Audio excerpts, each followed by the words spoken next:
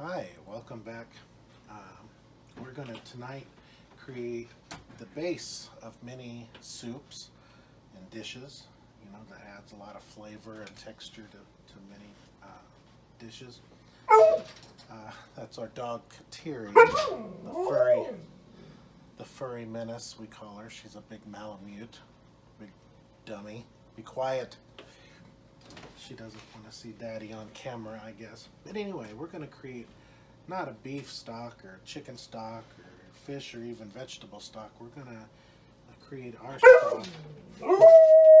Create our stock. Shh. You want some of these bones, don't you? I guess that's what I get for using all these bison bones. We're going to create bison stock, buffalo stock.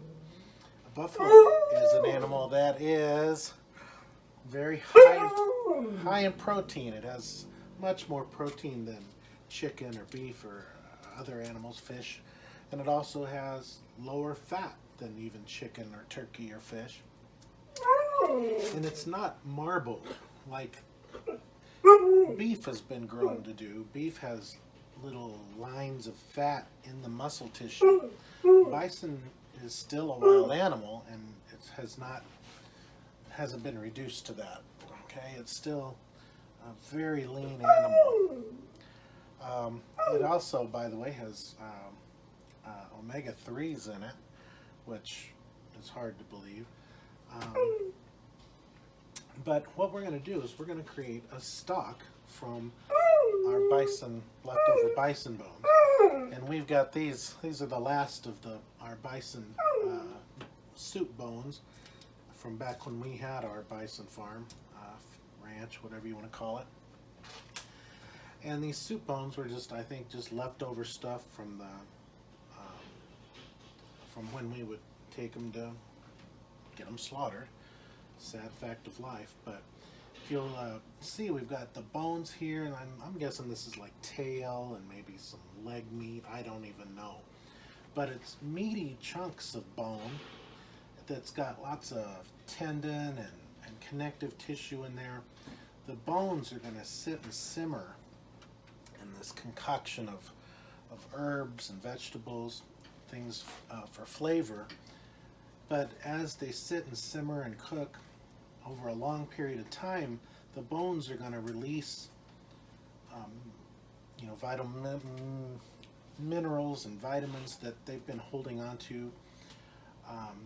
The connective tissue in the bones and the marrow and all that are going to release a lot of the gelatin to give the soup a mouthfeel. Very,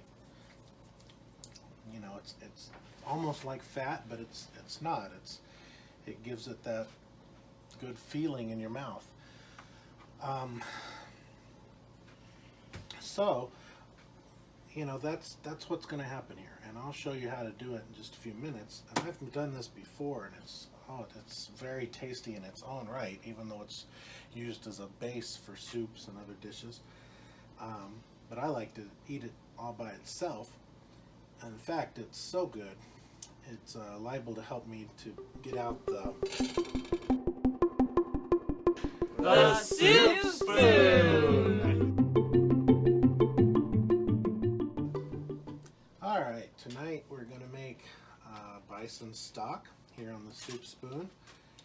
And the first thing we're going to do is take about 2 pounds. I don't know if this is 2 pounds, 2 pounds, 3 pounds, whatever you can get of good bones that have some meat on them. And now these are raw. What I've done is I've put them on this cookie sheet. There's actually a couple of layers of meat here, but I want to put them in the broiler in the oven to kind of cook and get a little bit of the juices flowing in them. Put a little char on the bones maybe. So I'm going to put these in the oven in a broiler for about 15 minutes, and then I'm going to take them and turn them over and for another 15 minutes, and that'll just help everything to taste a lot better. So let's do that first of all. Ooh, that's hot, hot, hot. So I'm going to put them in my broiler here. All right. let that sit there and cook those for about 15 minutes. I guess I better get my timer. Oops.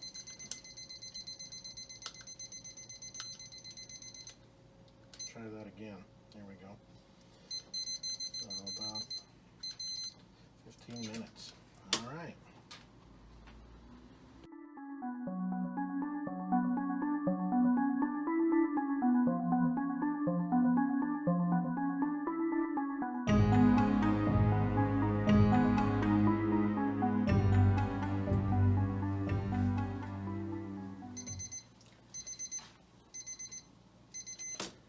Okay, well, it's time to turn them over and cook them on the other side for about 15 minutes.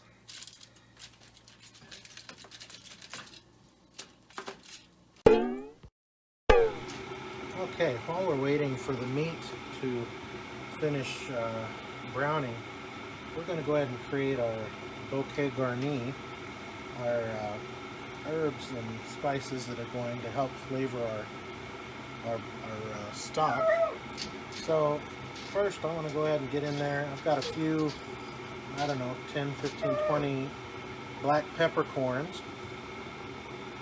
Give it that kick. I've got about 4 cloves of garlic. Put those down in there. And we've also got the ever famous parsley. We've got a handful of parsley.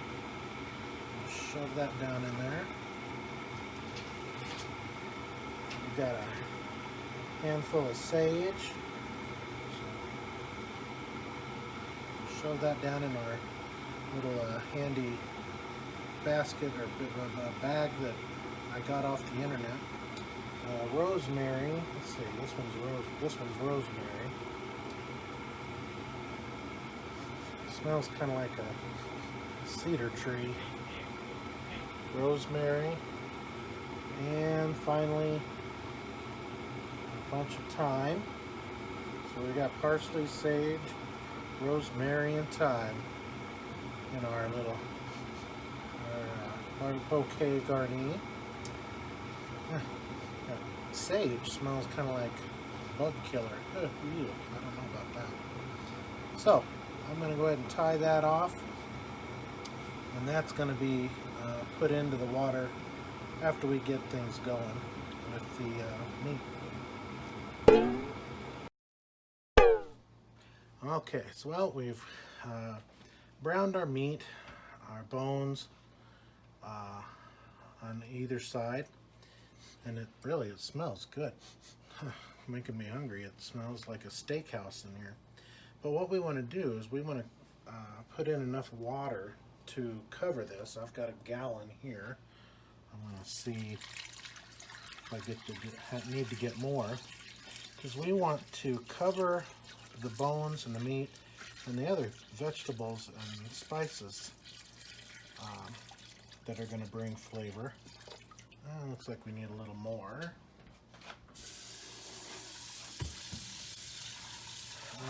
We're going to put in here while that's filling.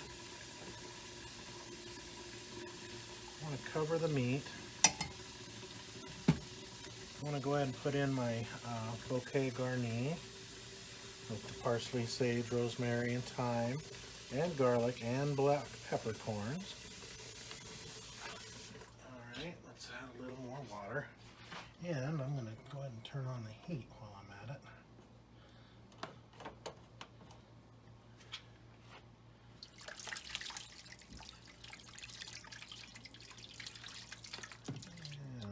For now. All right, now we're going to add to that a leek. I've got the leek. In this case, I've split it in half and I've washed it, because leeks have a lot of grit in there, because they grow, and as they grow and add layers, it just has dirt and sand in there. So I've cut that and I've rinsed it real good. So we're going to add a leek to bring some flavor. We're going to bring some celery. We got about 4 big stalks, but I'm just going to break those into big chunks here. Put them in there because it's not, important that they be pretty. And some carrots too. I've just washed those and real good, and cut off the top. I'm just going to cut those into, break those into smaller pieces. Take that tip off of there. I think I might save a piece to eat. Well, looks like I already cut this one good, so I'm going to save that one.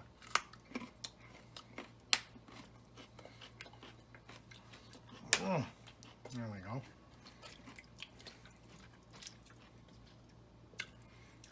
And I've got an onion, 2 onions actually. 2 onions, quartered. Sorry, I'm eating a carrot. I like carrots. I'm going to drop those in there.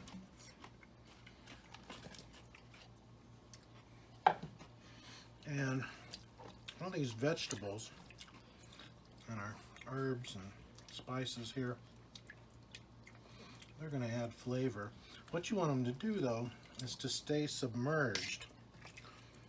Stay submerged because we're going to be cooking this for a long time.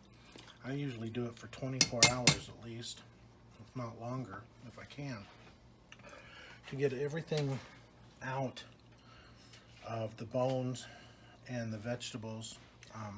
And so to keep those submerged, everybody's got one of these in their kitchen, I think. These little vegetable steamers that look like a what do you call that, a camera eye. But I'm going to open that up and put that in here and see if that'll help submerge this stuff. And you also, we're going to let this come to a boil, and you want to keep a pot of hot water, a hot water source around, because as this cooks, it's going to lose water. The water's going to steam off of there. So you want to keep some handy, and just every few hours top it off. But we're going to let this come to a boil, and we'll see what happens then. Okay, well, this has been heating for a while, and it'll take a little while because there's so much water here that has to come up to temperature. But we don't want it to boil. We just want it to simmer. If you'll notice the liquid in here, there's little bubbles just kind of meandering up, and the water's, slowly moving around and percolating around.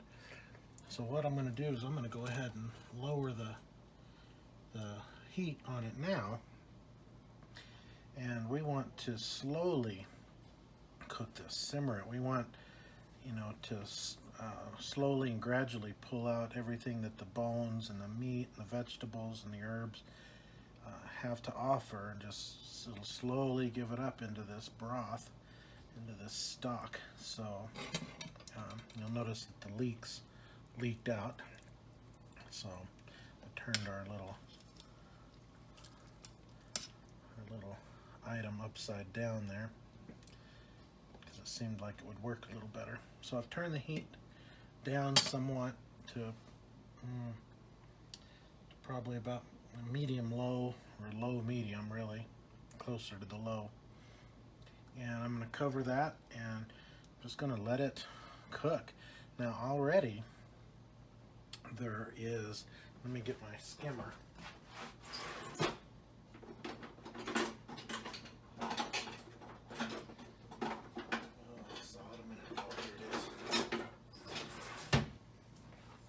Got this handy thing here, but as the bones and the marrow and the meat give off what they have to give, it's going to create a scum, just bits of stuff that just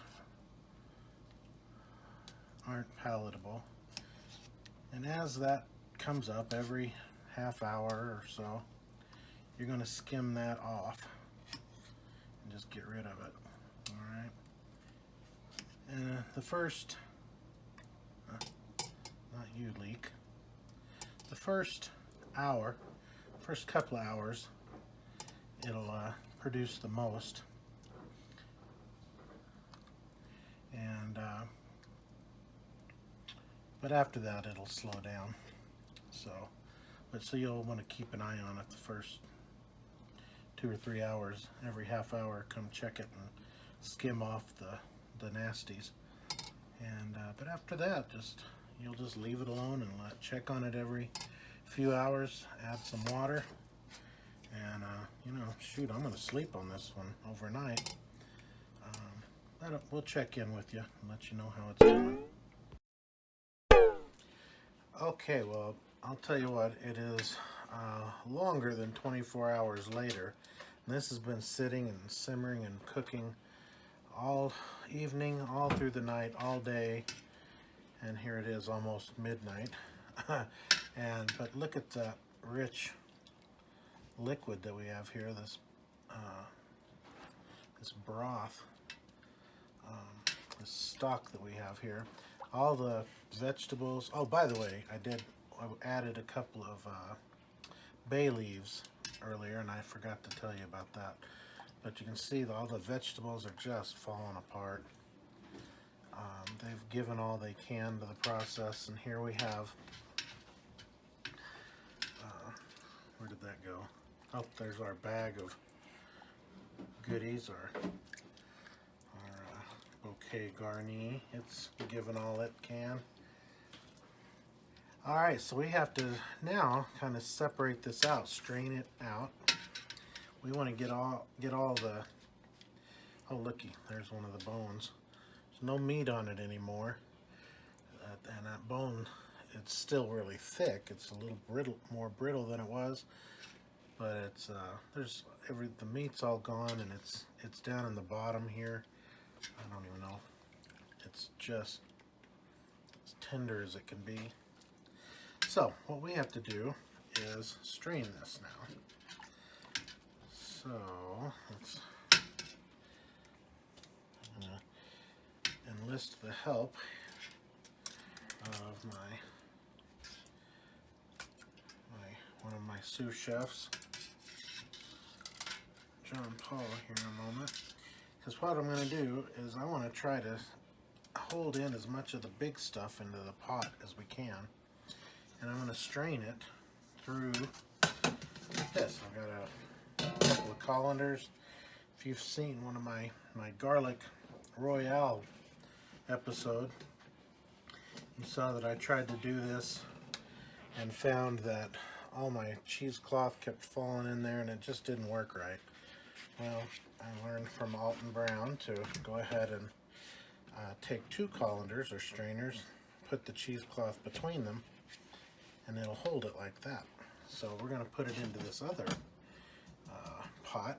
I don't think it'll all fit, so we may have to do it in stages. So I'm going to hand this here, and move this over here, and put that there. And here goes. We're going to try to strain this and see what happens. John Paul, you take that. And here goes. Let's see what happens. Now, don't work against me here. You gotta just kind of let it happen. Oh. Let's see how much that is.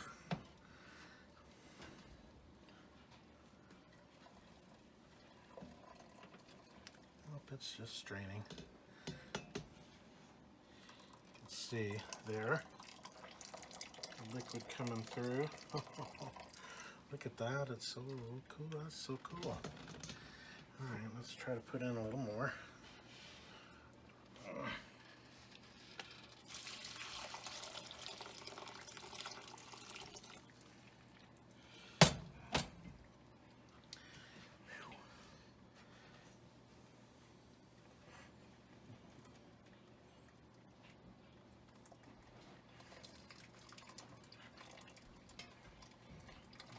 See it trickling through that cheesecloth. I think a lot of the solids are getting caught in the cheesecloth. Yeah, because it looks pretty dirty.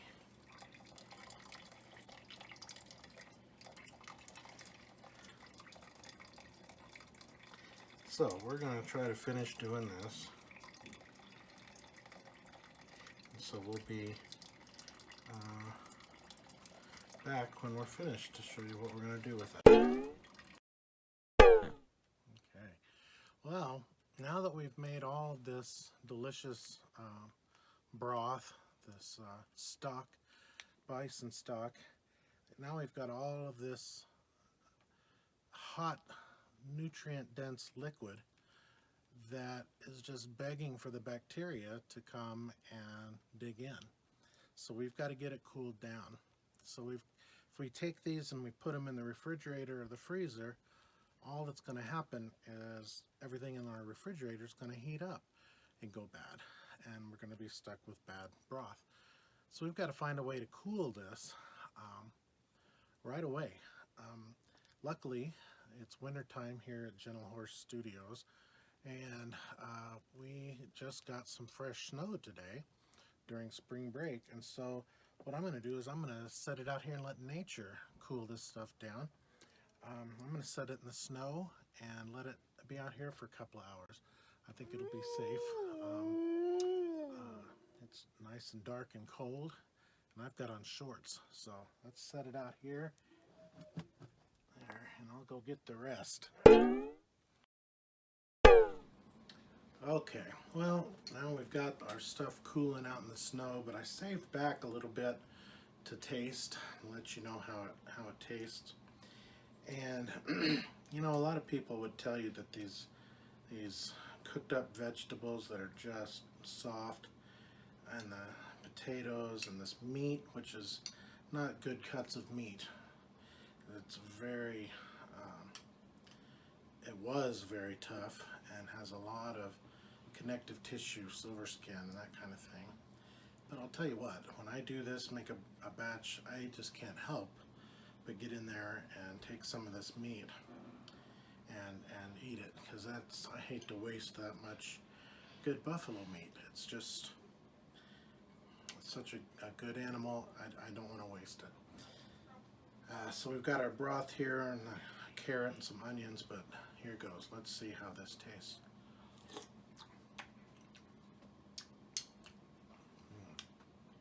I did put in some salt and pepper.